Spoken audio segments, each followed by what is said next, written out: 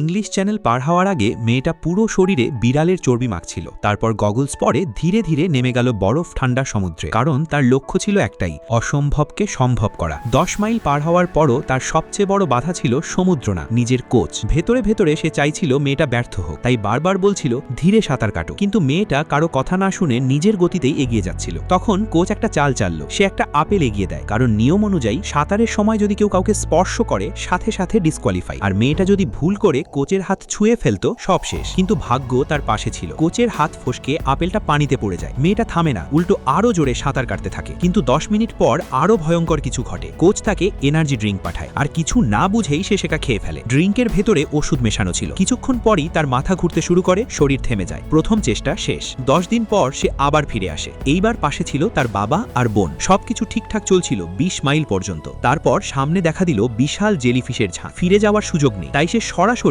ওদের মাঝখান দিয়েই সাঁতার কাটে। একটার পর একটা দংশন, পুরো শরীর ক্ষতবিক্ষত। আধা ঘন্টা পর কোনো মতে বেরিয়ে আসে, কিন্তু লবণ পানি ক্ষতগুলোকে আগুনের মতো জ্বালাচ্ছিল। তবুও সে থামেনি, আবার সাঁতার শুরু করে। 10 ঘন্টা পর উল্টো স্রোত তাকে পিছনে ঠেলতে থাকে। যত জোরেই সাঁতার কাটে মনে হচ্ছিল সামনে এগোচ্ছেই না। এটা দেখে তার বোনও পানিতে নামে, শুধু সাহস দেওয়ার জন্য। কিন্তু 1 ঘন্টার মধ্যেই বোনের শক্তি শেষ হয়ে যায়। রাত নামতে শুরু করে, চারিদিকে ঘন কুয়াশা। নৌকাও আর পথ দেখাতে পারছিল না। এবার মেয়েটা একদম একা। অন্ধকারের মধ্যে তার মনে হচ্ছিল হয়তো এবারও পারবে না। ঠিক তখন দূরে একটা আলো দেখা যায়। তীরে দাঁড়িয়ে থাকা মানুষগুলো আগুন জ্বালিয়ে তাকে পথ দেখাচ্ছিল। মেয়েটা শেষ শক্তিটুকু দিয়ে আলোর দিকে সাঁতার কাটতে থাকে। আর 2 ঘন্টা পর তার হাত গিয়ে ছোঁয়ে বালু। সে থেমে যায়, কারণ সে পেরে যাচ্ছে।